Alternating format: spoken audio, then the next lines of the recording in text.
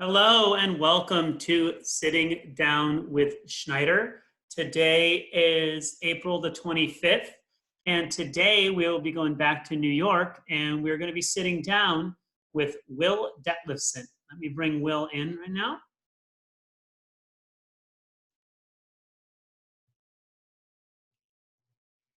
Hello, Will. Hello. There he is. How How you are you? doing? For a minute there, I thought your dog was going to be joining us for our chat. I'm sure he wants to, but he gets jealous when I talk on the phone or speak to my computer and he starts biting me. So he's in the other room. How's is it he or she? Todd. How's he feeling? He's something's wrong. He's got some sort of a bug. Yeah. He usually only has to go out like 3 times a day, and he goes out like 6 times a day now. So Okay. hopefully it'll pass. Yeah, absolutely.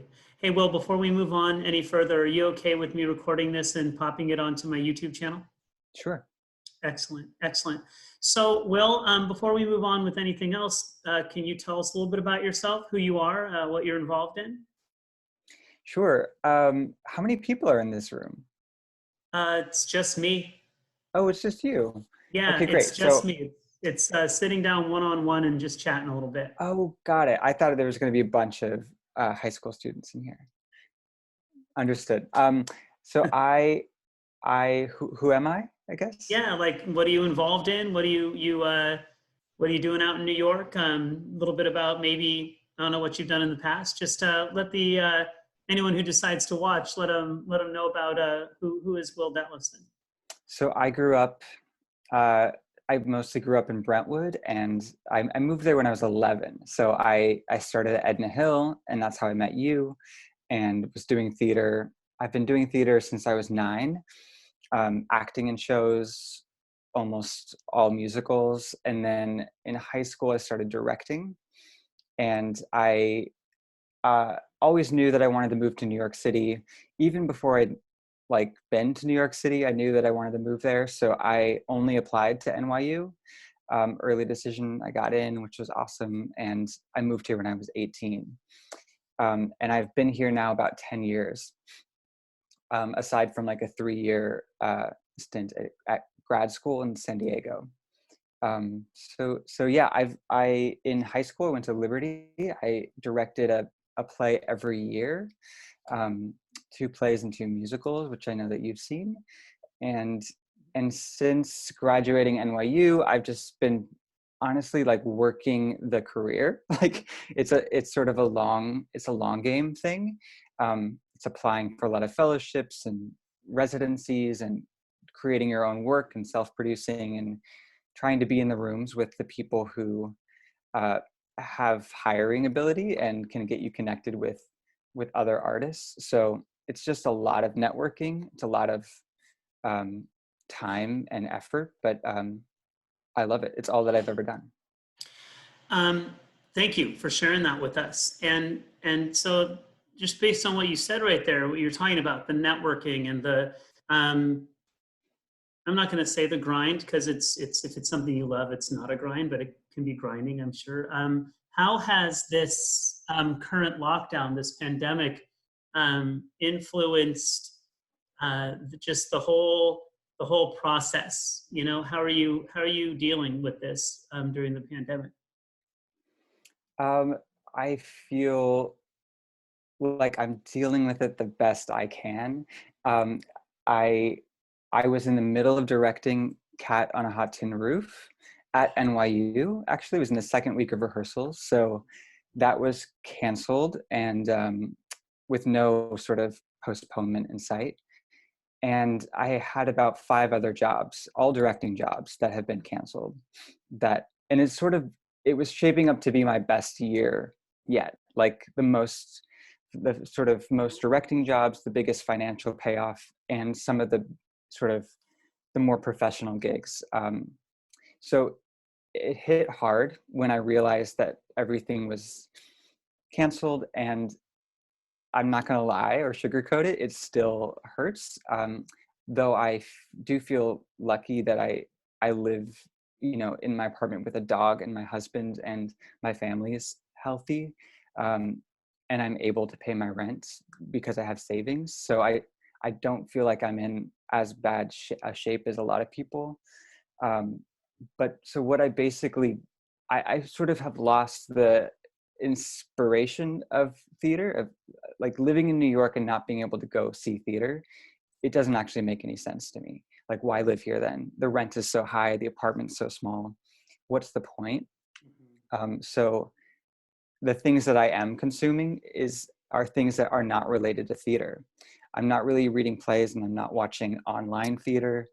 I'm reading books, and I'm, going for long walks, and I'm listening to podcasts, and I'm watching like old movies, because that sort of is artistically fueling me in sort of ways that are peripheral to theater, but not reminding me how much I miss the act of gathering in a space together.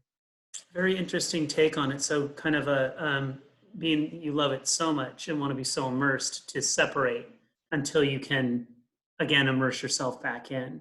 And we can Right. only hope that that when this whole thing is said and done, like you said, you're looking at, all that hard work really paying off this year. And I would like to think, just with as much talent as you have and as much work that you put in, that piece will come again, but there's nothing you can do about it until you're able to go and meet face to face and be a part of it. So Yeah. separating out and doing those other things you love to just kind of remain sane, it sounds like. Yeah, and it's weird because I actually feel like I don't have any other skills. Like, I've devoted my whole life to directing, so I'm a little bit scared of how long it's going to take to come back to the theater. I do think theater is going to be the last thing people go back to, because you're in such close proximity with other people. You can't really, there's no play where people are 6 feet apart all the time wearing masks. I mean, maybe you could do like rhinoceros or so, like maybe there's like a couple plays. Sounds uh, familiar, yeah, rhinoceros. yeah. But I don't know, I feel like I'm having a slight existential crisis of like, well, what else can I do? I don't have other skills, so I'm nervous about the duration it's going to take before we are back, especially in New York. New York is probably in the worst shape in the Yeah, I country was right going to now. ask about that, just in living in it. I'm way out here in California, as you know. So we're all the way across the country, and seeing, just hearing about how you guys are, in such the thick of it. I had an opportunity to talk to Allie. She's out in New York as well, but I'd love to get just a little bit of insight from you. Just, you've got to go out and you got to get food and things like that. Is it pretty eerie out there? Yeah, it is, because the city is packed, and I live in Manhattan, so it's everyone lives on top of each other, and so when you go to the grocery stores, the few that are around, they're small, and you are inevitably brushing shoulders with people.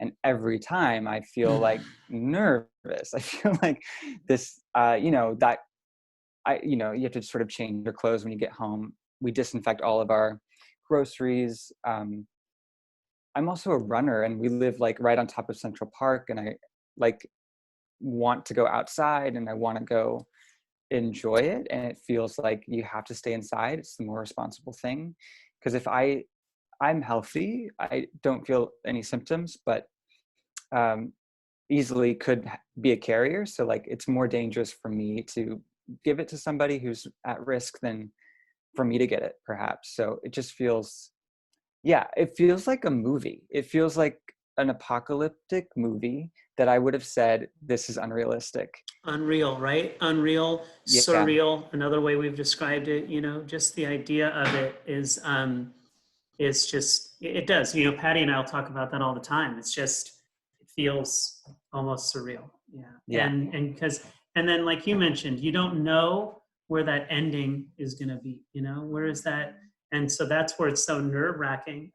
You mentioned earlier, your skill set and things like that. I truly, just from what I know and what I know about you, I think you're selling yourself short. I think you've got more than just that directorial piece. You will find your way. And where I know you are in a good place, attitude wise too. You're looking at what you can to try and be as positive as you can, you know. And I know you have the support of your husband and mom over here. I know is, you know, so Hmm. you've got those. I know you're going to survive, but I can totally understand where the anxiety must just be like, oh, you know. I haven't Yeah. had a chance to. I don't think I verbally have had a chance to say congratulations on the marriage. Oh, So thank you know, you. let me take a second there to say that.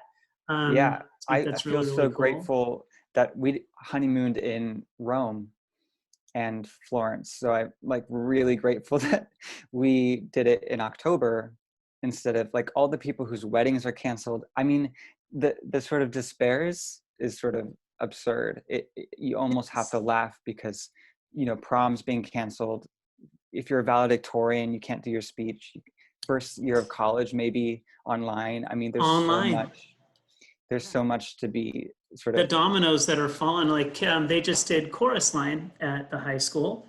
Patrick's a senior. It's his last show. oh They my God. actually, so you look at, but they didn't get it canceled. They actually got to do it. So as many things as you don't get to do, if you can look back and see, okay, I got to do the honeymoon in Rome. You Mhm. know, I was able to see Patrick in his last musical at least 2 of the weekends. You know, just trying to juxtapose those a little bit. Trying to focus on what able to do until this whole thing hit, and then just hoping with all hope that it ends sooner than later, so that we can just get back to normal. And I don't even know what normal is going to be once it's all Right. said and done. You know. Um, so I was going to ask. I think you've already answered it. You know, a lot of times in this type of situation, people will find something out about themselves that they maybe didn't know prior. You know, when something like this comes down. Has that happened to you at all?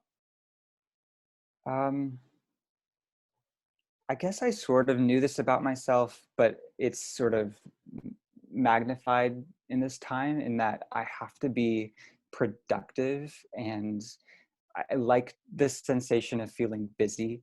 Yes. Living in New York, I'm lucky to always feel busy because a train is always delayed and you're seeing a show and you're meeting a friend for a beer. So I miss that energy. So I've had to create that um, a schedule for myself each day, which kind of drives my husband crazy because he can sleep in and like veg all the time. But I'm like, okay, so we're gonna read for these 2 hours, and then we're gonna, you know, do a workout, and then we can play Yahtzee, and then we're gonna clean our kitchen. So Right? I do feel like that is helping me um, every day having, and if there's like a piece of advice, this is the thing I would say is like schedule things for yourself, even things you don't really want to do.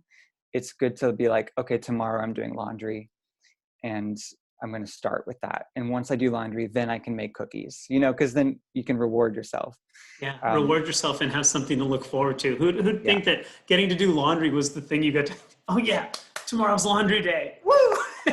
But it helps it when you don't have anything to do, depression can seep in really fast. Um, Mm-hmm. so and I don't think I actually knew that about myself. I haven't really ever struggled with depression, but not doing what I love to do in the world and not seeing the thing that I love the most, I've started to feel sadder than I usually have found myself. So figuring that out. Having an awareness of that and having like a game plan to deal with that, I think is huge. So Hmm. thank goodness you're able to recognize that, put something in place to kind of handle that.